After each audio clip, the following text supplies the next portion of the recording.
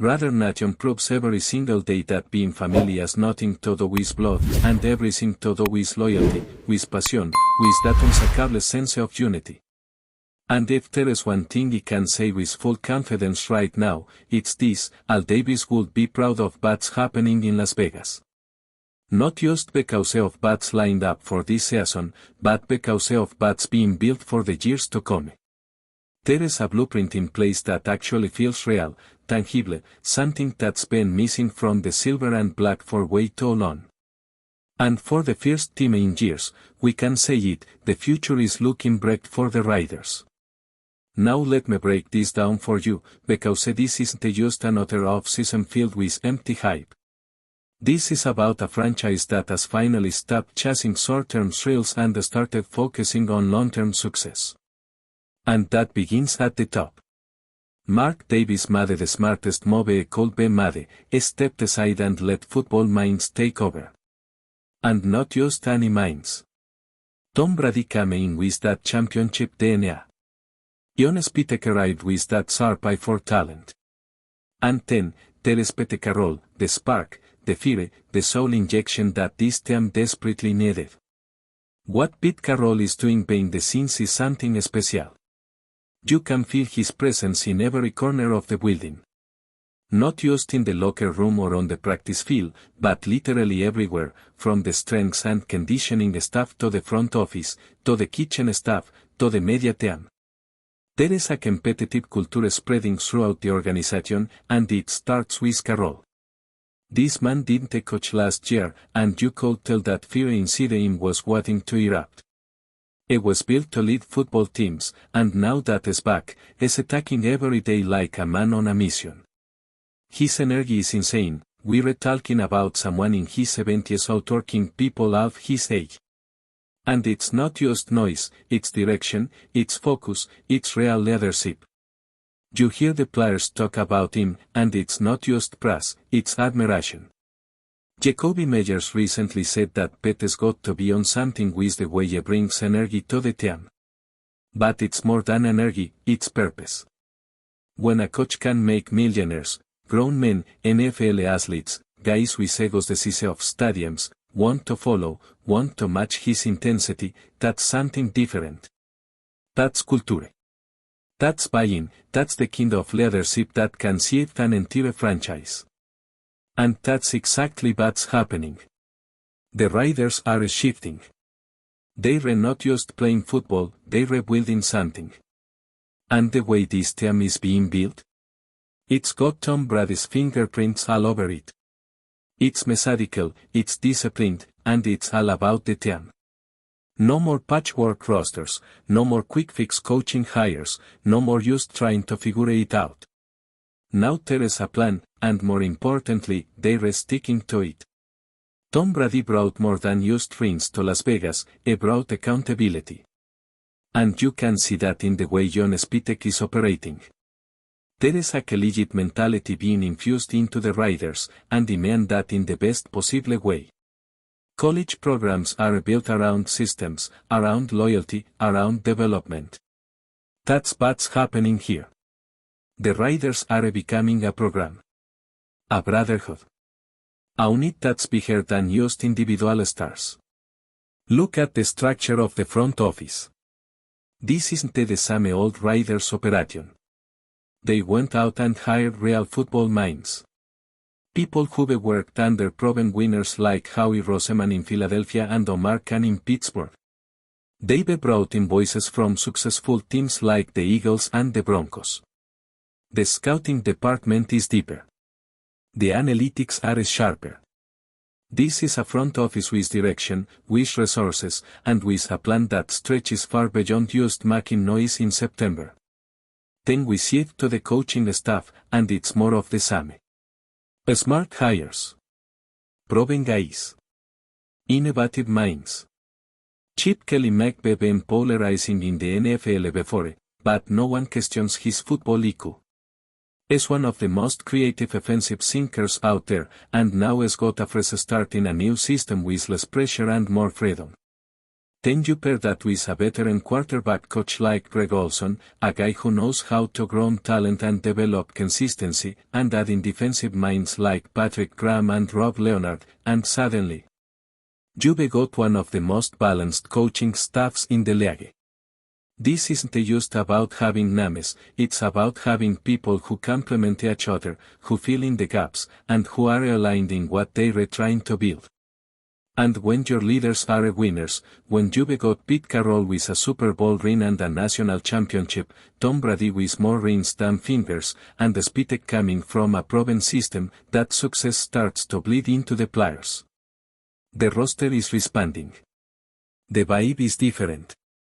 The energy is real. There is belief. There is hunger. And that's what's been missing for too long in Raider Nation. But it don't stop with the staff or the culture, look at what they did in the draft. This 2025 class might go down as one of the smartest, most strategic classes the Raiders have put together in years.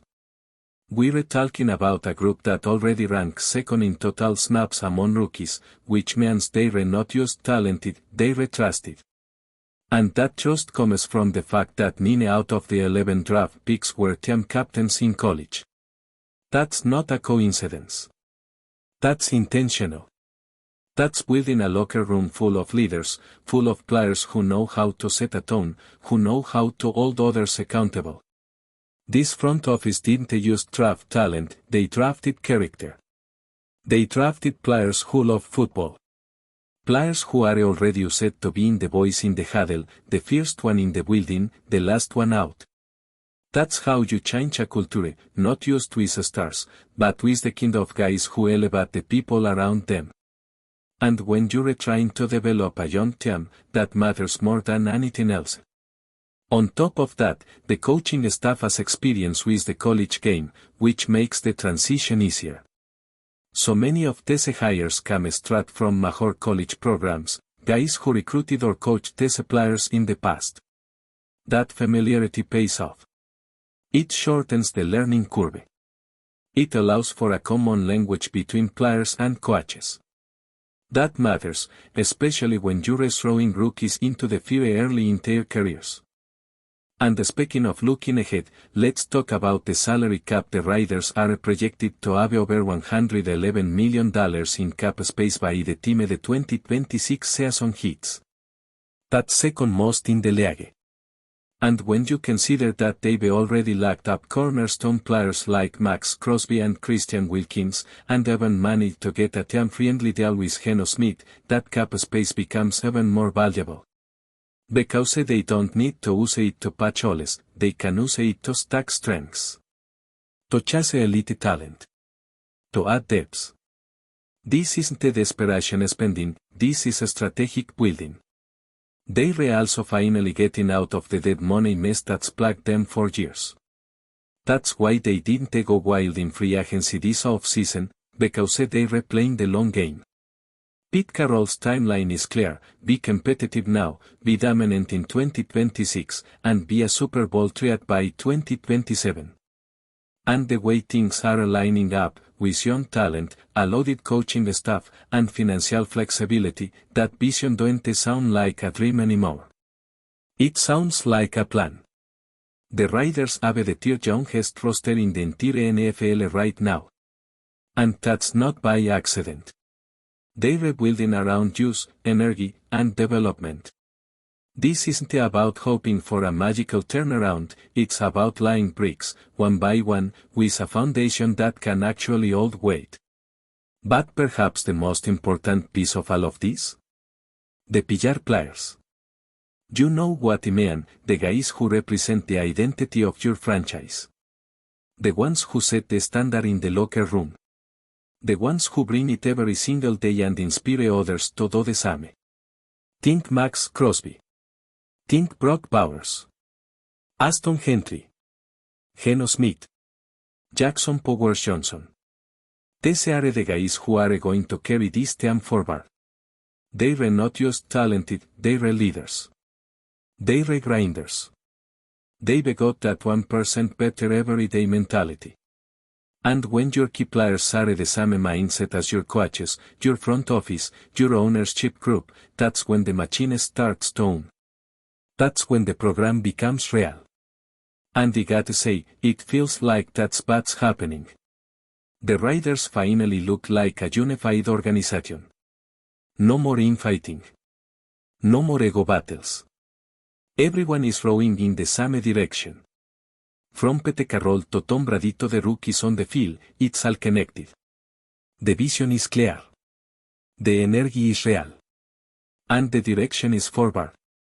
Everything they're doing right now, every hire, every draft pick, every dollar spent, it all points to one thing: building a team that wins the right way. A team that can sustain success. A team that can carry the legacy of Al Davis into a new era, and do it with pride. Before we continue, don't forget to subscribe to our channel and give this video a like. Your support helps us keep bringing you the latest updates on our Las Vegas Raiders. And don't be shy, drop your thoughts on the news in the comments below. Rumors are swirling around the Las Vegas Raiders after head coach Antonio Pierce reportedly made a controversial decision by expelling wide receiver Chris Collier from the team. While the organization has yet to release an official statement, multiple sources close to the situation have hinted at internal tensions that might have led to this drastic move. According to whispers within the Raiders facility, the incident stemmed from a heated confrontation between Pierce and Collier during a recent team meeting. Some insiders suggest that Collier openly challenged Pierce's leadership in front of teammates, escalating the situation to a point where Pierce felt compelled to make an example out of the young receiver. Others downplay the altercation, implying that it was part of a larger pattern of behavior that had been building up over time. While the specifics remain murky, one thing is clear: this decision has sent shockwaves throughout the locker room and the broader NFL community. Collier, a promising player known for his athleticism and competitive spirit, had shown flashes of potential during training camp and preseason.